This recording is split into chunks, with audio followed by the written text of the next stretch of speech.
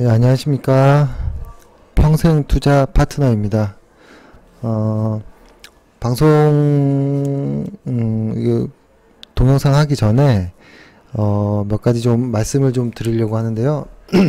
제가 최근에 고객들 분이랑 통화를 이렇게 해보면, 약간 공통점이 있더라고요. 보니까, 그러니까 어떤 주식을 볼 때, 어떤 그 회사의 어떤 회사인지, 일단은 어떤 회사인지를 모르고 매매하는 경우가 좀 많더라고요.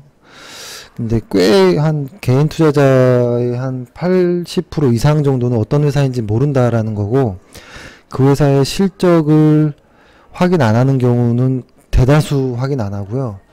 그 다음에 어떤 매일매일의 어떤 수급을 좀 보기는 하는 것 같지만 이거 역시 거의 안 보고, 그 다음에 마지막 차트, 이렇게 큰 화면으로 차트를 보는 것도 잘 보지 않으시고, 보니까 현재가 화면 있잖아요. 현재가 매일매일의 현재가 화면, 매일매일이 아니죠. 그 당일에 막 이렇게 호가창들 나와 있는 것들, 그거만 펴놓으시는 경우가 많더라고요. 그래서 조금 좀 다양하게 보셨으면 하는 이런 좀 생각이 좀 들어서 일단은 조금 이야기를 좀 드리려고 합니다. 어떤 이야기냐면, 일단 우리가 주식 공부할 때 방식이 있을 거잖아요. 그죠? 그러니까 어떤 주식을 사느냐라는 이야기가 있을 수 있는데, 저 같은 경우는 이런 느낌이요. 기본적 분석이라고 흔히 말하는 부분 있죠. 그리고 기술적 분석.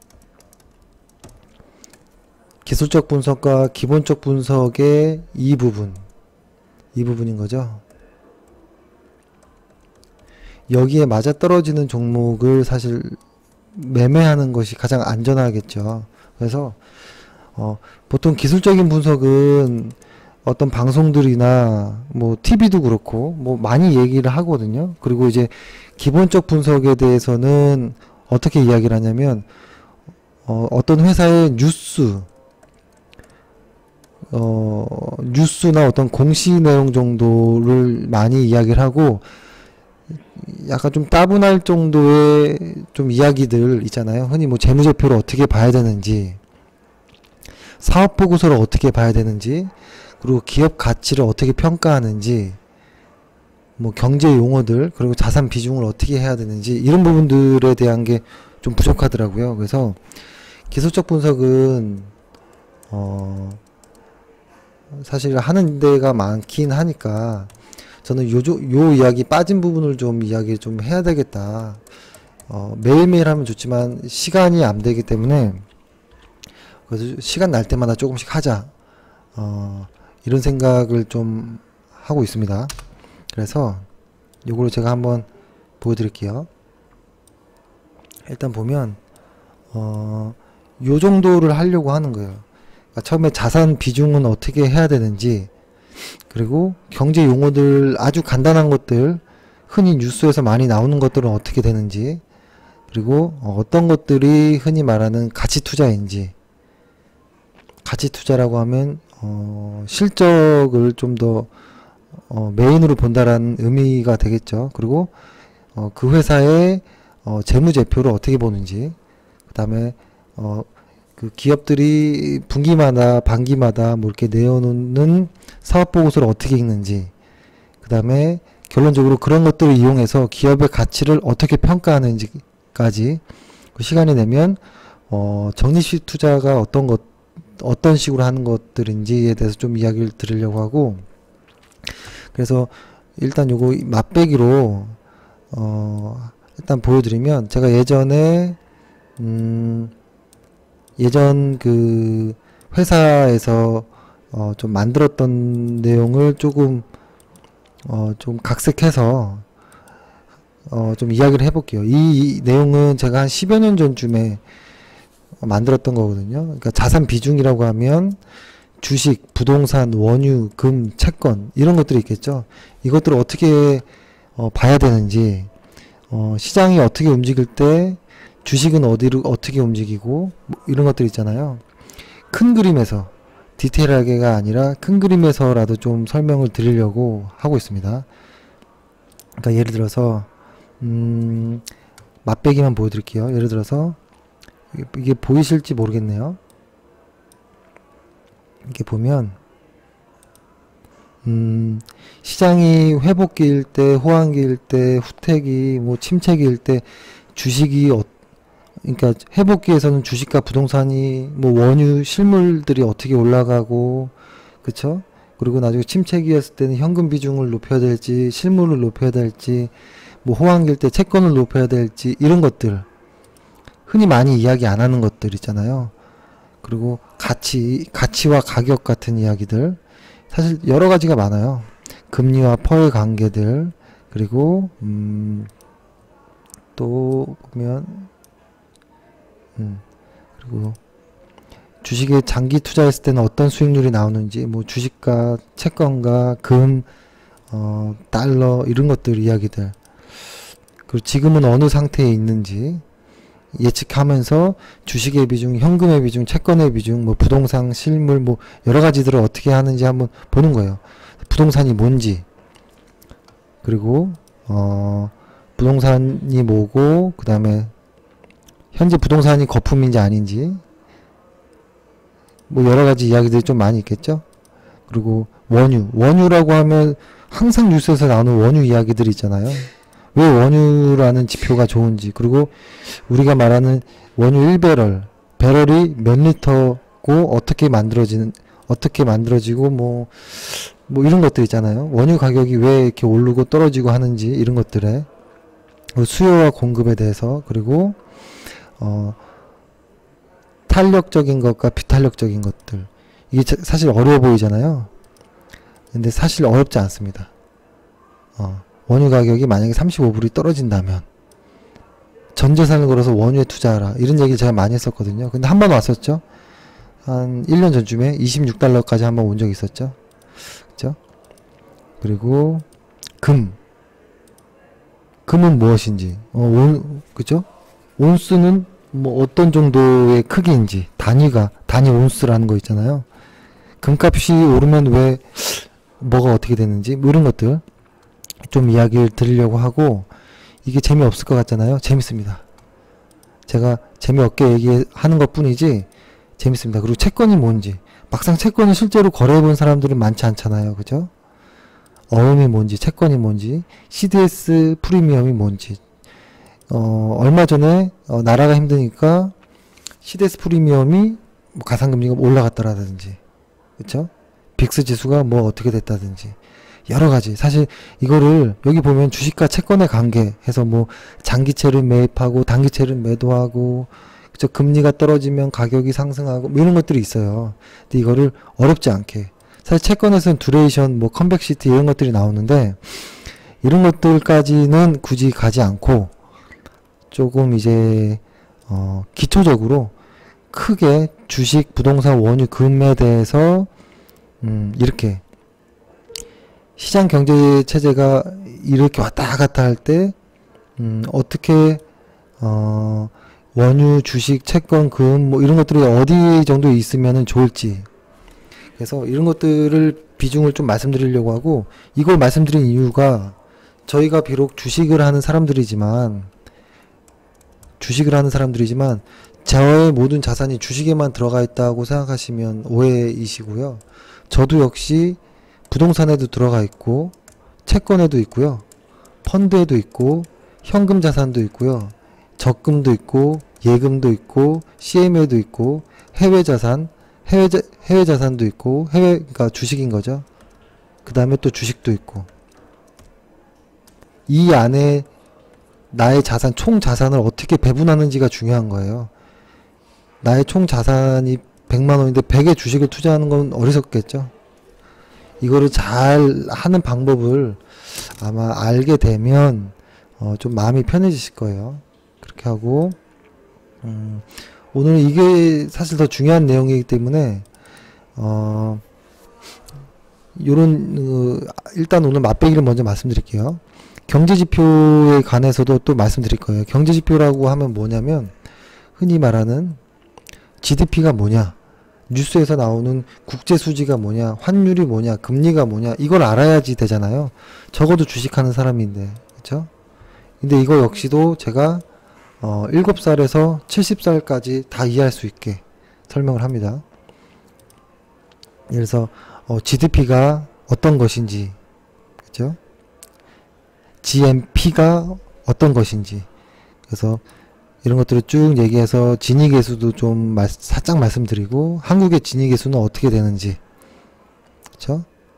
그리고 또 국제수지는 뭐냐, 경상수지와 자본수지로 이루어지는데 뭐 이런 것들부터 해서 재미는 없지만 반드시 뉴스를 볼 때 알아야 되는 것들, 이런 것들을 한번 설명드리려고 하고, 그 다음에는 환율이 뭔데, 국내 뉴스에서 원유, 환율 이야기는 안 나올 데가 없잖아요. 그죠? 환율이 왜 이렇게 중요해지는지, 그죠? 트레이드, 캐리 트레이드가 뭔지, 뭐 여러 가지가 있어. 환율과 주가의 관계라든지, 그죠? 금리가 뭐냐. 금리는 사실 중요하죠. 윌리엄 오닐 같은 경우에는 다른 지표 다 몰라도 금리는 꼭 확인하라라는 이야기를 하거든요. 그래서 금리에 대한 이야기도 상당히 중요합니다. 금리가 뭐 0.25%가 상승하고 하락하는 것이 왜 이렇게 중요하고 의미가 있는지, 금리 0.25%의 가치가 얼마큼 큰지에 대해서도 한번 이야기를 해드릴 수 있고, 여러 가지들 좀 말씀을 좀 드릴게요. 재밌습니다.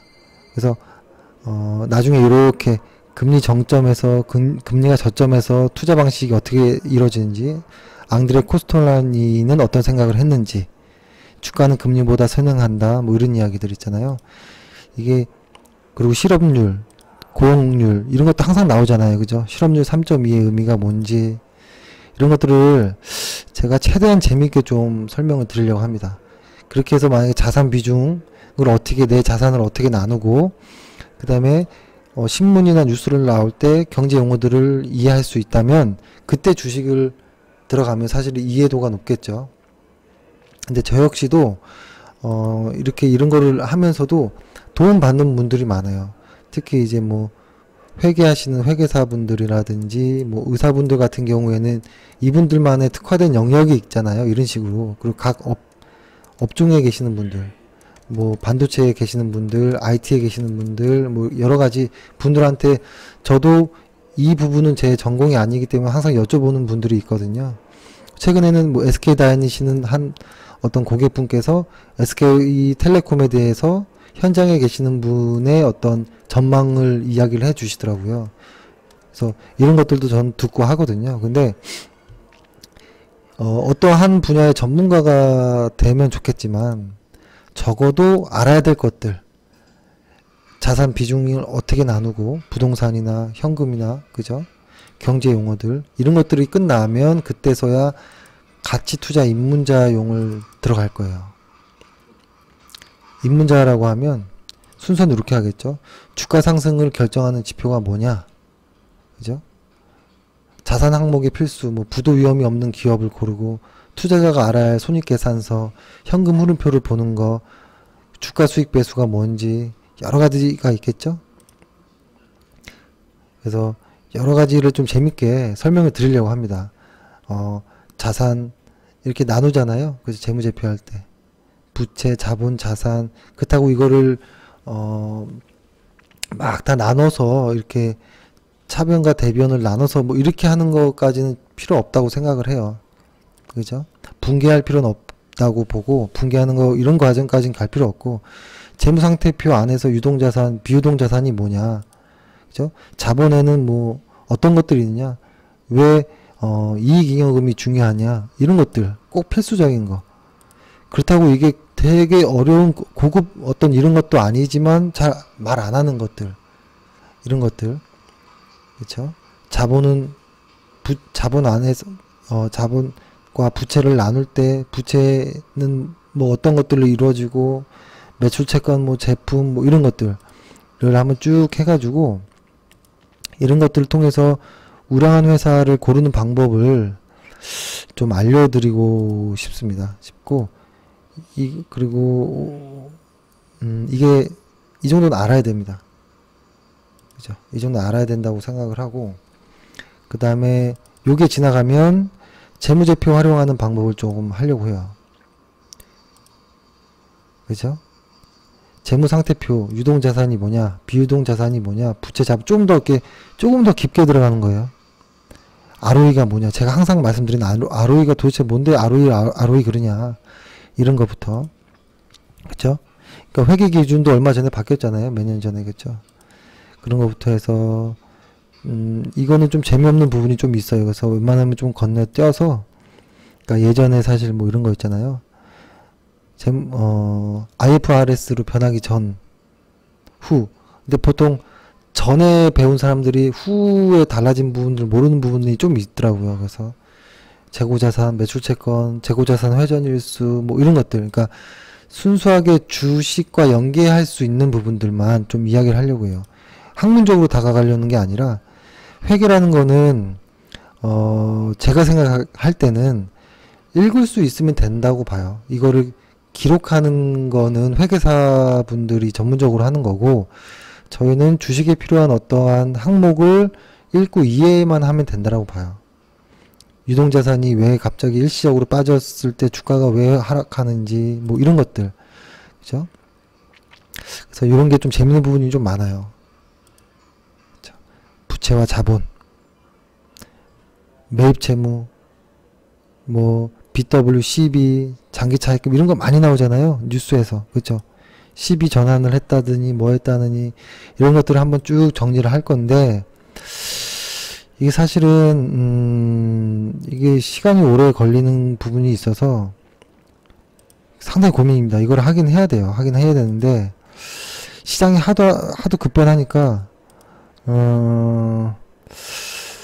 그래서 이거를 어떻게 세미나식으로 뭐 주말에 어떤 세미나식으로 해야 될지 조금 감이 안 오거든요. 그래서 사업보고서 읽는 법, 그래서 이런 것들을 제가 이렇게 말하는 내용들이, 이게 보면 한 하루에, 예를 들어서 하루에 2시간 정도 한다라고 하면 한 10번 정도 이상 만나야지 될 정도 수준이에요.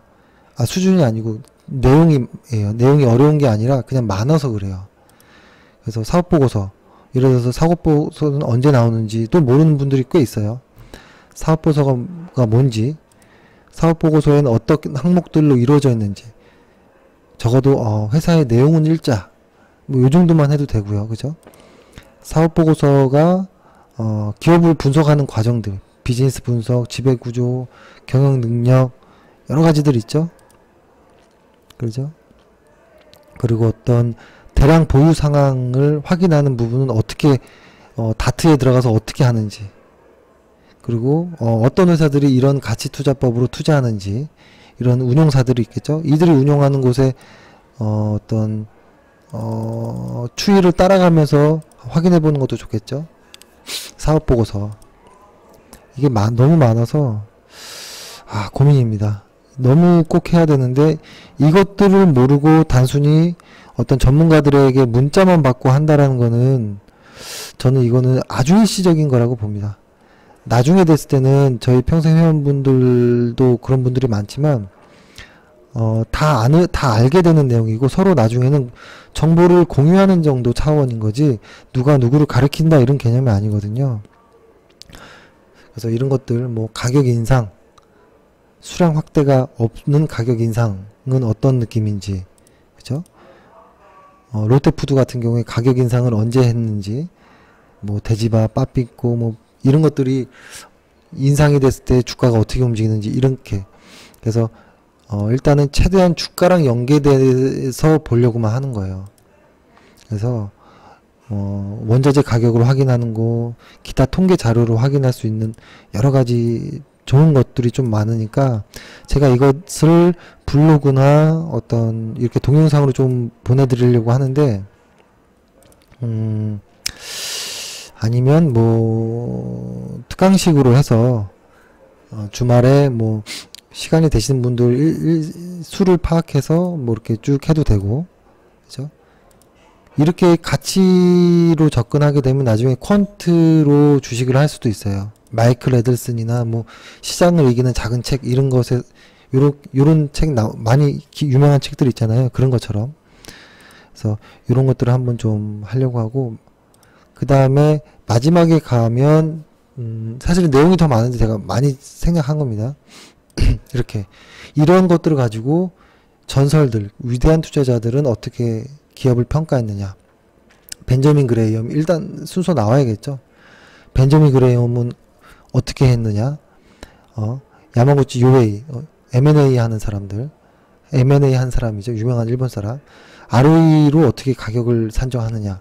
피터 린치는 어떻게 성장주를 투자했느냐. 워렌 버핏, 존 템플턴 어떻게 매수한지를 다 제가 방식을 놔뒀어요. 여기다 적어놓고 실제로 그들의 방식으로, 그레이엄의 방식으로 주식을 찾아본다든지, 혹은 야마구치 요에이 이 방식은 조금 헷갈리거든요. 조금 복잡하지만 별거 없어요. 사실 보면 사업가치, 사업가치를 통해서 어떻게 이거를 좀 이렇게 세분화해 가지고 발행 주식수로 나눠서 이 가치를 구하는지,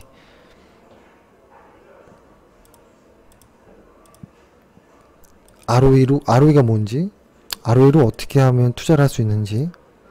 그쵸. 너무 길죠? 제가 이게 목차만 얘기해도 지금 한 20분 정도 나오거든요.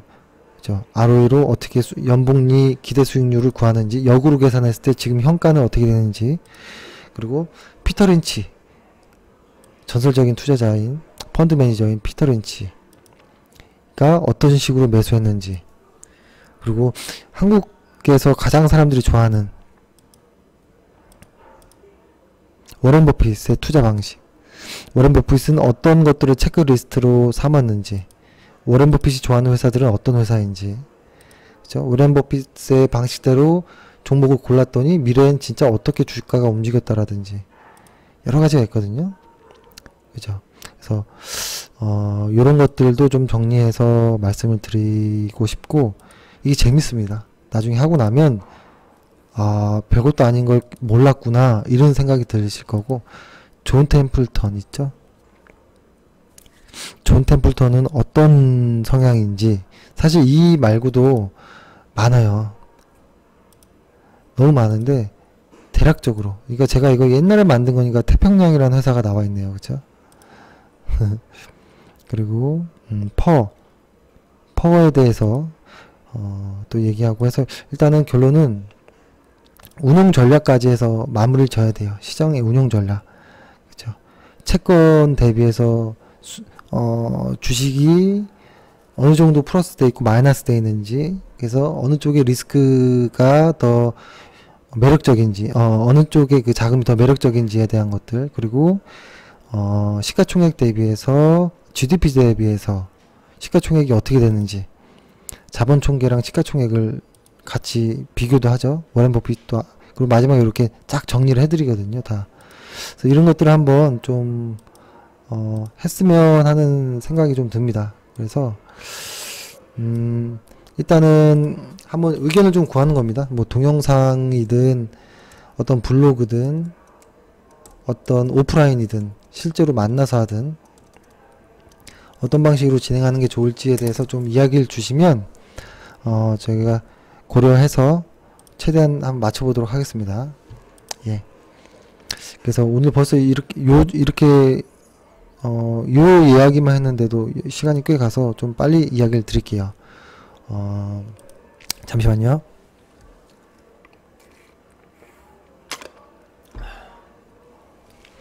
일단은 지수 먼저 한번 확인해 보면, 오늘 지수는 좀 신기하죠. 많이 빠졌었다가 쭉 다 회복하는 모습.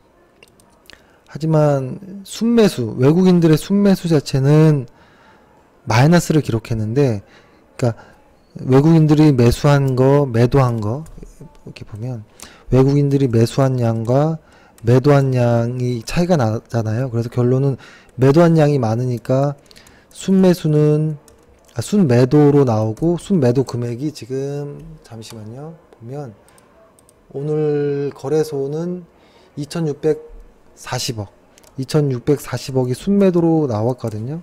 근데 이 안에서도 매수한 물량이 있겠죠. 그죠? 이 매수한 물량도 있고, 근데 오늘 매도가 강했는데 불구하고 시장이 회복을 했어요. 회복. 이렇게 쭉 떨어지다가 쭉 회복했거든요. 아, 더 이상 이게 더 이상은 빠지지 않는가 하는 어떤 좀 좋은 징조, 좋은 징후, 어떤 이런 느낌들이 좀 나왔고, 하지만 아직 거래량은 나오지 않았어요. 거래량이 어제보다 엊그제보다 하락할 때 거래량보다 적다라는 거는, 거래량이 말랐다라는 거는 아직은 어떤 시장에 대한 확신이 아직은 조금 부족하지 않느냐. 시장 투자자들이, 시장 참여자들이 아직 코스피에 대한 어떤 확신이 조금 덜하다. 하지만 오늘 LG노텍 같은 경우에 보면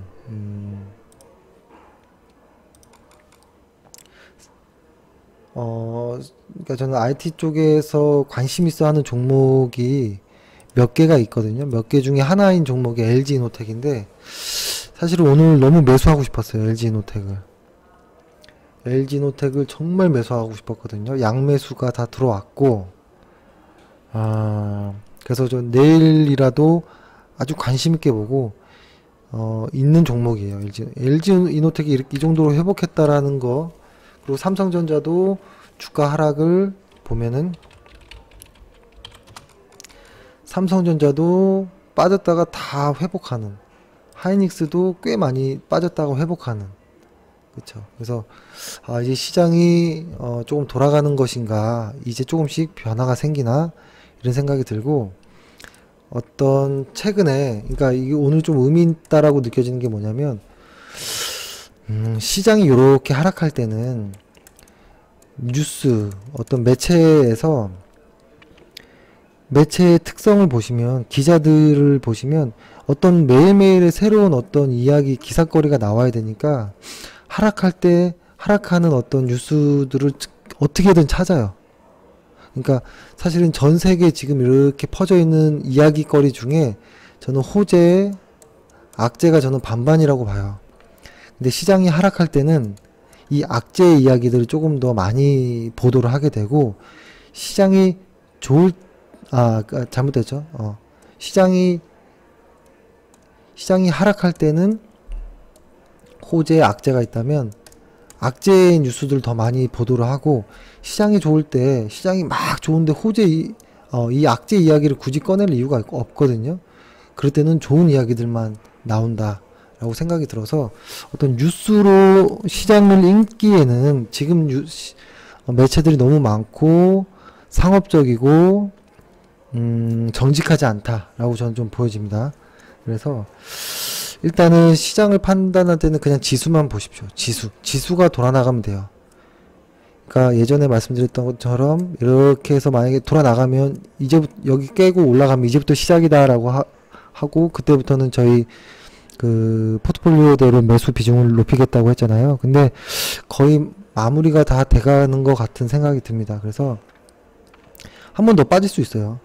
빠지더라도 오늘 같은 어떤 밑꼬리가 달리는 어떤 저항 밑에 어떤 이런, 여기에서 대기 매수자들이 있는 한 빠지지 않는다면 시장은 돌아 나갈 수 있다. 그때 이렇게 나갈 수 있다라는 거예요. 이렇게 빠져나갈 때. 그래서 거의 다 왔다라고 느껴지고, 그동안에는 저희가 단기 매매를 좀 하긴 했어요. 하지만 시장이 돌아 나간다면 새로운 포트폴리오 비중대로 다 채워 나가야 됩니다. 그리고 근데 코스닥 같은 경우, 지금은 코스닥이에요. 코스닥 같은 경우에는 시장이 코스피보다 훨씬 강해요. 연 며칠 동안 계속 강하게 매수가 들어왔어요. 그렇죠? 외국인들이 강하게 키를 잡고 들어왔고, 오늘 거래량 역시 훌륭하거든요.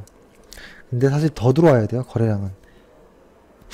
그래서 일단은 거의 다 온 것 같은데, 일단 그래도 경계는 늦추지 말자 라고 하는 거예요. 그래서 그동안에 단기 매매 정도는 기술적으로 해보자, 요 정도 이야기를 좀 드리고, 아까 요거, 그렇다면 오늘 뭔가 시장이 돌아나가는 것에 대한 어떤 힌트가 있을 수 있을까 라고 생각을 해보니, 그렇다면 오늘 같은 순매도 장세에서도 순매도 장세에서도 외국인들이 매수한 종목을 조금 찾아보자라고 생각하니까 이런 종목이 나오더라고요. 동진세미캠 오늘 외국인들이 꽤 많은 매수가 있었어요. 동진세미캠. 그렇죠? 그러니까 저희는 이때 매수가 들어가고 마지막으로 이때 매수하고 추가 매수는 하지 않았었던 종목이고, 근데 만약에 이 신고가를 다시 깨고 간다면 동지세미캠도 나쁘지 않겠구나 이런 생각을 좀 합니다. 그리고 메리츠종금도 그러니까 지수가 상승하면 당연히 사실 포트폴리오 이런 얘기가 어쩔지 모르겠지만 지수가 상승하면 요즘에 좀 달라지기도 했지만 금융주들은 저는 비중이 하나 정도는 있어야 된다라고 봐요. 최근에 금융주라고 하면 은행이든 증권사든 하나 정도가 있어야 되는 것 같아요. 그러니까 만약에 시장이 이렇게 돌아 나간다면 금융주 뭐 은행주 이런 것들 하나 있어야 되고, 그리고 지주회사 관련된 지금 저평가되어 있는 지주회사 관련된 회사들이 많거든요. 특히 뭐 한화, 그리고 현대위아는 좀 그렇죠. 이건 잘못 말씀드렸네요. 한화, 뭐 LG, GS 여러 가지가 있는데요. 이 중에서 한 종목 정도는 필요하다라고 봅니다. 그리고 나머지에서는 시장의 주도주, 뭐 IT가 됐다면 IT 쪽에서의 종목, 그리고 개별적으로 어떤 정책과 어떤 실적의 모멘텀이 있는 정도, 그죠? 그리고 방어주 형식의 제약도 하나 실적이 괜찮은 것들, 이런 것들을 이렇게 포트폴리오를 짜서 그런 좋은 회사의 종목들과 시간을 같이 보내면 수익이 좋아지는 거거든요. 시장이 돌아 나선 때. 그래서 오늘 보니까 메리츠종금도 이렇게 돌아 나갔고, 하나금융지주도 괜찮더라고요. 일단 외국인들이 계속 매수를 합니다. 그리고 오늘 전기차, 그죠? 전기차 쪽 대장주 포스코 캠텍도 꽤 많이 가죠. 포스코 캠텍 같은 경우에는 이때 매수를 많이 했었죠. 분할로, 그죠? 한 2달에 걸쳐서 분할 매수를 했었고, 이때 마지막으로 이때였나요? 그죠? 아니다. 이때가 마지막 매수였던 것 같아요. 이 언제인지 제가 기억이 잘 안 나는데, 저희가 HTS가 바뀌면서 제가 기록된 게 많이 사라지긴 해서 이것도 괜찮다. 그죠? 사람들은 일단 많이 여기서 만약에 이 부분에서 꺾여져 내려갔으면 조금 오래 쉴 수 있었는데, 그래도 아직은 꺾이지 않는구나 라는 생각이 들고, 이수페타시스 PCB 전문 제조업체인 회사시죠. 이 회사가 실적이 적자에서 흑자로 돌아 나가면서 무섭게 올라가고 있어요. 그래서 이런 종목 같은 경우에는 이런 어떠한 여기에 매물은 존재한다라고 보고요. 여기를 어떻게 돌파하는지가 중요해요. 여기를 확대해 보면 여기를 밑에서 올라와서 막고 이렇게 갈 수도 있는 거고요. 또 하나는 막고 또 바로 뚫고 이렇게 빠질 수도 있어요. 뭐 아니면 그냥 바로 갈 수도 있어요. 그래서 여기 부근을 어떻게 나가는지에 따라 이 종목을 좋게 보고 있다라고 저는 말씀을 드립니다. 그리고 최근에 이 회사가 요 날부터 외국인들이 무섭게 사들이고 있어요. 그래서 좀 관심 있게 보셔도 좋을 것 같고요. 그 다음에 삼성 엔지니어링, 이거 역시 돌아가는 종목이에요. 돌아가는 종목인데 이것도 마찬가지예요. 요 언저리 있죠?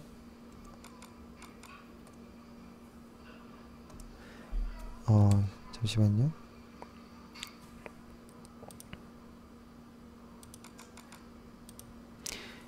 요 언저리를 어떻게 돌파하는지가 중요해요. 그쵸?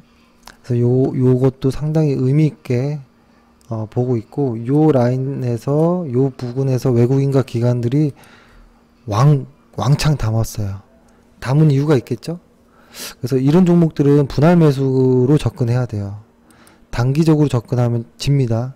왜냐면 보세요. 과거에 한번 보세요. 한 번 올라가면 내려가요. 올라가면 내려가고 올라가면 내려가고 이런 종목에서 개인들은 못 버팁니다.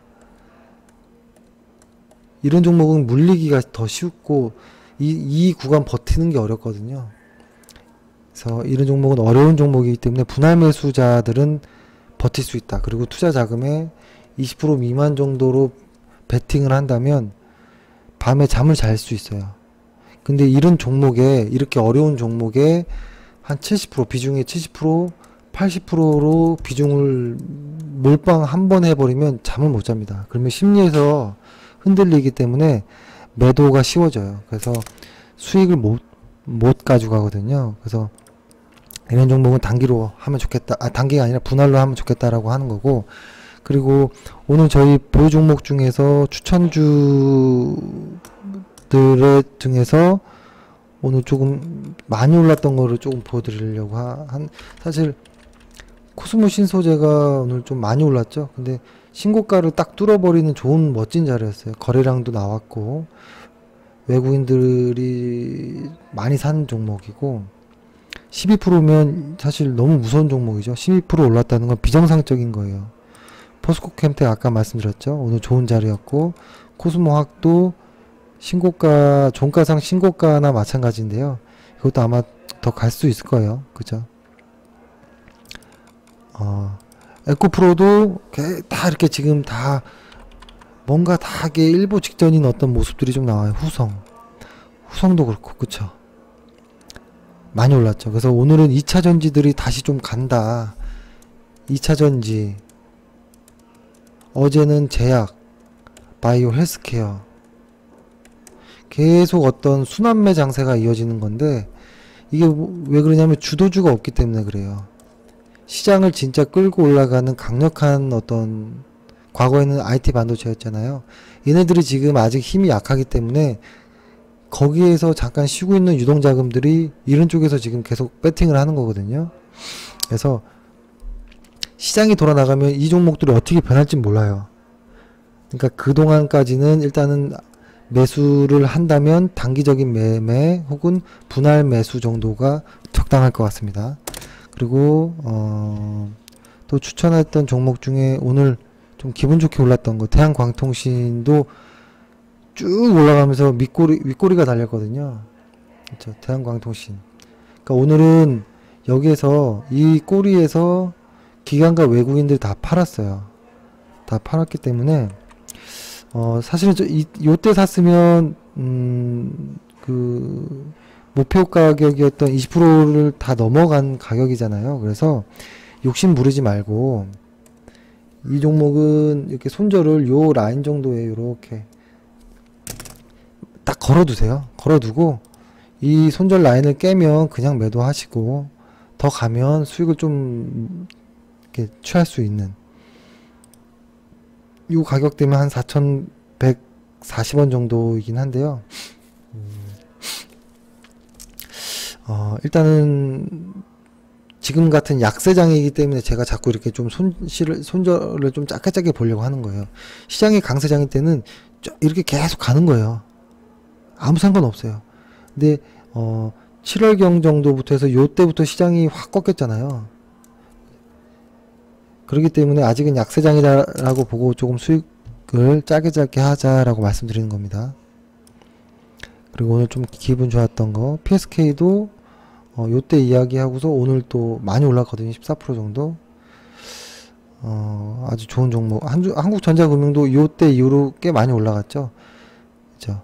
GS글로벌도 요때 두 번 해서 꽤 많이 올라갔는데 이런 종목들은 그러니까 단기적이라고 하면 자꾸 오해하시니까 이익 실현을 조금 짧게 보세요. 5% 수익 나고 50% 정도 이익 실현해도 좋고요. 그죠? 그 다음에 10% 정도 수익이 나면 전체 다 이익 실현해도 좋아요. 지금 같은 장에서는. 그죠? 그래서 이렇게 보면 될 것 같고, 오늘 추천했던 종목은 테스라는 종목. 이것도 그럼 단기적으로 일단 접근하자라는 의미로 일단은 보내드린 겁니다. 시장이 돌아나가기 전까지는 그 누구도 믿을 수 없어요. 그 어떤 종목도. 그래서 일단은 수급과 어떤 자리가 좋았고, 이 회사 실적은 당연히 좋죠. 말씀 안 드려도 당연히 좋은 회사고, 그래서 좋은 자리를 찾던 중에 오늘 좋은 자리가 나왔거든요. 외국인들이 10만 주 넘게 매수하는 좋은 자리였기 때문에 일단 매수해보자. 거래량까지 동반하고, 이 수급선도 쭉 흐르고 있죠. 이 수급선이 흐르면 어떻게 된다고 했죠? 이렇게 흐르면 주가는 이렇게 올라간다고 했죠. 수급선까지 괜찮았다 라는 거고, 그래서 제가 오늘 좀 이야기가 많아서 종목에, 오늘 사실 테스 같은 경우도 어떤 회사인지, 이 회사의 대내외적인 어떤 환경이 어떤지, 어떤 무엇을 만드는지, 이 회사의 성장력은 어떤 건지, 성장 동력은 뭔지, 재무제표 중에 좀 주의해야 될 점은 뭔지 좀 말씀드리고 싶지만, 일단은 오늘 너무 이야기가 길어서 오늘 좀 종목을 짧게 이야기를 하겠습니다. 그리고 내일의 관심주 는 한 5종목 정도를 골랐는데요.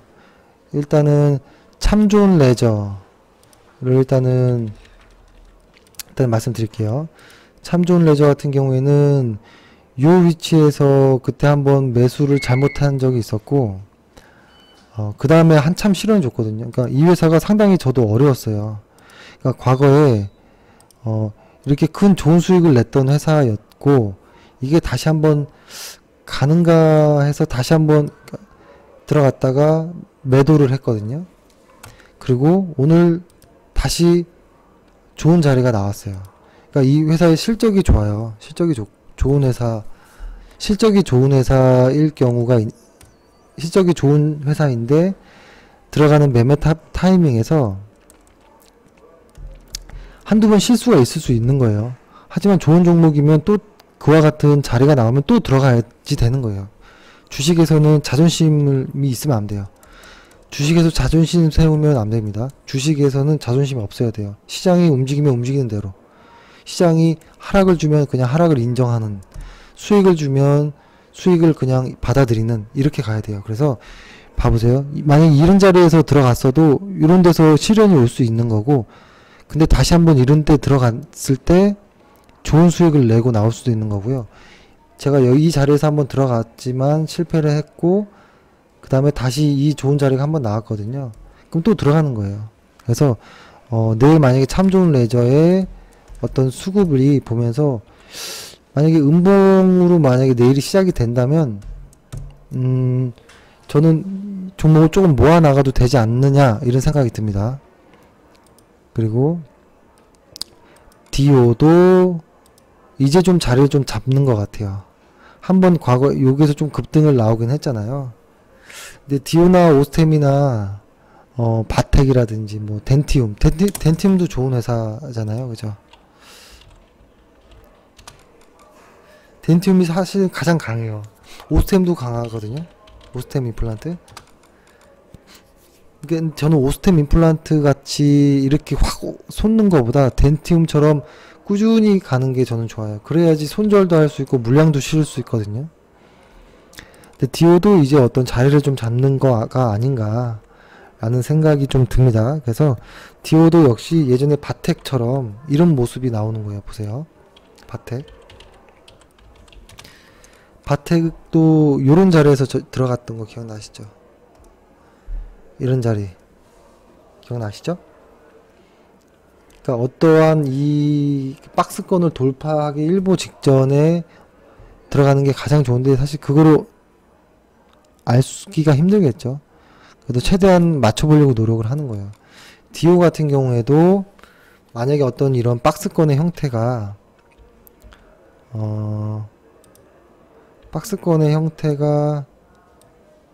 이 큰 박스권 말고 어떤 이 안에서에도 작은 박스권들이 있을 거잖아요. 이런 박스권들이 어떻게 돌파되는지에 따라서 아마 조금 일단 좀 관심권에 더 두자 라는 말씀 드리고, 오늘 만약에 매수가 안 됐다면 뭐 이거는 매수 포인트는 아니다. 내일은 일단 어쩔지 모릅니다. 하지만 일단 이것도 내일의 수급을 좀 보면서 달라질 수 있을 것 같아요. 그래서 참 좋은 레저 디오는 관심권에 두고 분할 매수는 언제든 환영할 수 있는 거예요. 그리고 동진 세미캠 사실 좀 높이 좀 떠있긴 한 종목인데 떠있다고 무서워할 필요는 없어요. 이 회사의 고점을 누가 알 수 있습니까? 그죠? 예를 들어서